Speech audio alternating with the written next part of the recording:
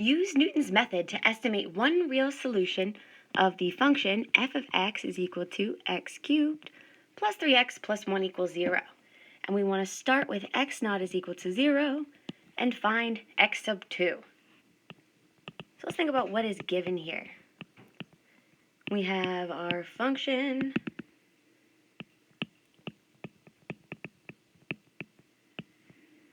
f of x is the cubic function x cubed plus 3x plus 1, and we can differentiate this to find f prime of x. So this leaves us with 3x squared plus 3. We can even factor this to 3 multiplied by x squared plus 1. And so we are going to use this information to find x sub 2. And our starting point here, our first estimation, is 0. So we have x naught equals 0. So step 1, we need to find x sub 1.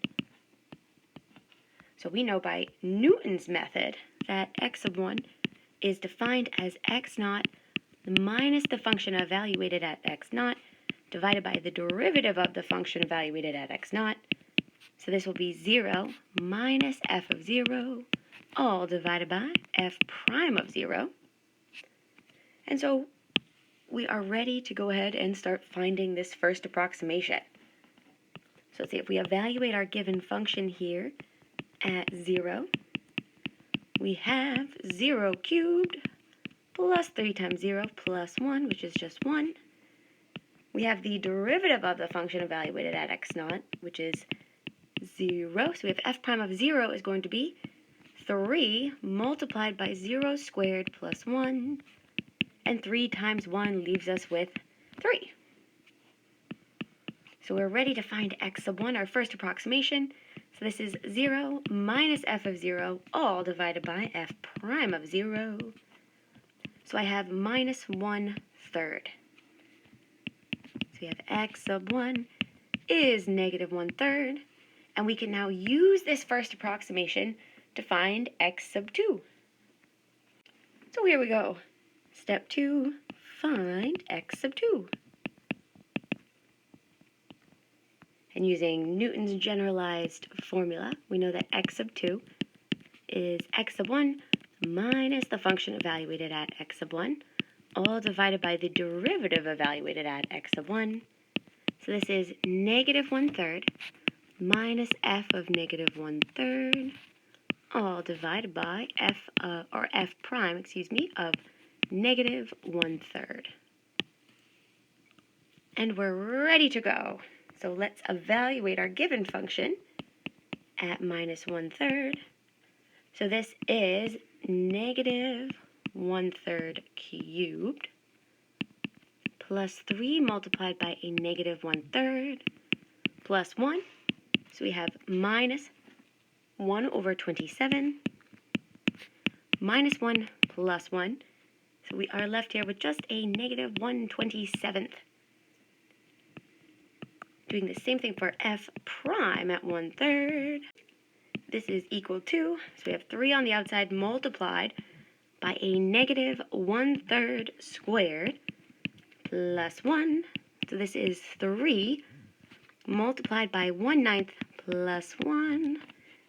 And getting a common denominator here for 1.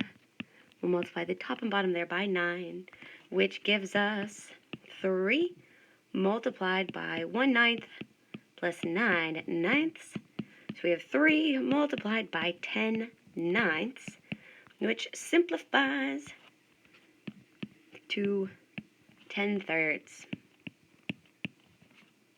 And we're ready now to find our second approximation. So I have x sub 2 is again negative 1/3 minus the function evaluated at negative 1/3 divided by the derivative of this function evaluated at negative 1/3. So we have minus 1/3 minus a negative 1/27 all divided by a positive 10/3. And so we can see negative divided by a negative becomes positive. We also want to multiply by the reciprocal of the fraction in the denominator. So this is minus 1/3 plus 1 over 27 multiplied by 3/10. And we can simplify here. 3, of course, goes into 27 9 times. So I have negative 1/3 plus 1 over 90. And we'll need that common denominator again. I'll multiply this negative 1/3 by 30, the numerator and denominator by 30, which gives us, we'll have negative 30 plus 1 all over 90 for a beautiful final answer for x sub 2, our second approximation, negative 29/90ths.